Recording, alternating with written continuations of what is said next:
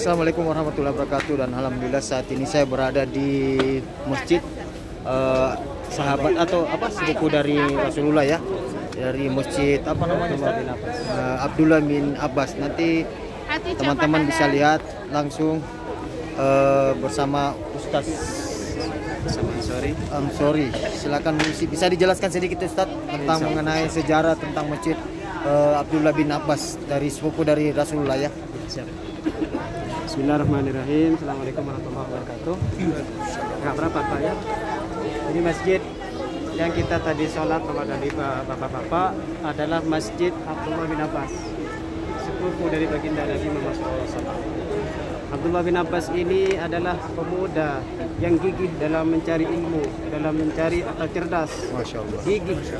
Siang malam dia selalu belajar tentang kepada baginda Nabi Muhammad SAW. Ini sahabat bapak ya, sahabat Rasulullah sekaligus keluarganya Nabi yang dikuburkan di sini. Beliau meminta kuburkan di luar Makkah, jadi dikuburkan di Taif. Dan ini sahabat ini bapak, sahabat yang selalu siang malam ini untuk belajar tentang ilmu, tentang keagamaan. Sampai-sampai ini pernah saking ingin mengetahui tentang keilmuan, sahabat ini atau Abdullah bin Abbas ini menyempatkan diri untuk singgah atau bermalam di rumahnya Nabi. Ketika itu Nabi Muhammad melaksanakan sholat malam, barulah Abdullah bin Abbas ini juga bangun. Bergesa-gesa itu bangun, menyiapkan wadah air untuk sholat, untuk mengambil wudhu. Sampai-sampai di situ Rasulullah ini mengusap kepalanya Abdullah bin Abbas. Rasulullah ini mengusap kepalanya atau rambutnya Abdullah bin Abbas, mendoakan, ya Allah jadikanlah anak ini menjadi ahli tafsir, jadikanlah anak ini menjadi ahli hadis, penghafal hadis. Jadi doa-doa Rasulullah ini nanti dijawab oleh Allah SWT. Abdullah bin Abbas ini paling banyak juga meriwayatkan tentang hadis. Abdullah bin Abbas juga dikenal dengan Abdullah ibnu Abbas, bukan Abdullah bin Abbas, ibnu Abbas. Kenapa? Untuk membedakan sama dengan sahabat-sahabat yang bernama Abdullah. Jadi dikatakan ini Abdul ibnu Abbas seperti itu. Jadi beda dengan sahabat-sahabat yang lain. Dan di sini juga Abdullah bin Abbas ini di samping ini pemakamannya atau kuburannya, tepat di kotak ini. Tepat di samping masjid ini, di kotak ini adalah kuburannya. Jadi di kotak ini, di dalam itu makamnya di dalam.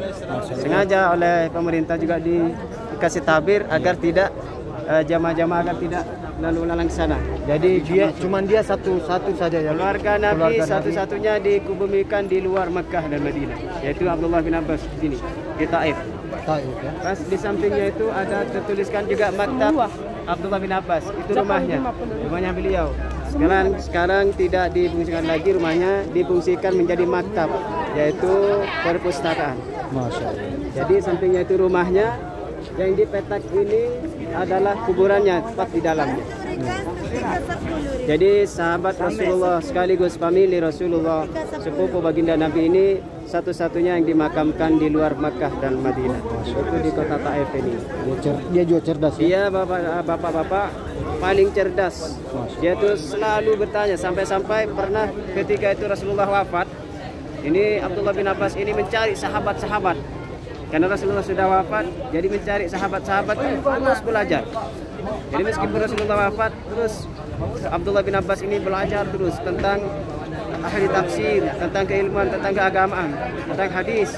Karena Abdullah bin Abbas ini tahu bahwa yang pernah bersama Rasulullah pasti selalu mendengar dari Rasulullah SAW. Pernah juga Sayyidina Umar ketika mengadakan perkumpulan di kota Madinah, Abdullah bin Abbas ini diundang menjadi pemutus ketika ada permasalahan. Kenapa? Karena Abdullah bin Abbas ini paling cerdas dan paling banyak meriwayatkan hadis dan ahli tafsir. Makanya doanya baginda Nabi Muhammad ini, ya Allah jadikanlah anak ini menjadi ahli hadis, menjadi ahli penafsir dari tafsir hadis dengan Al-Quran. Makanya Abdullah bin Abbas ini adalah paling cerdas dari sahabat-sahabat yang selalu tidak pernah gentar, selalu kokoh untuk mencari ilmu atau untuk belajar. Dan dikatakan ini juga Abdullah bin Abbas ini paling cerdas daripada para sahabat-sahabat yang lain. Oke. Mungkin cukup sekian dari saya. Assalamualaikum warahmatullahi Terima wabarakatuh. kasih. Jadi yang nonton video ini saya doain juga agar diundang oleh Allah Subhanahu wa taala berkunjung ke tanah suci Mekah dan Madinah. Amin ya rabbal alamin. Terima kasih.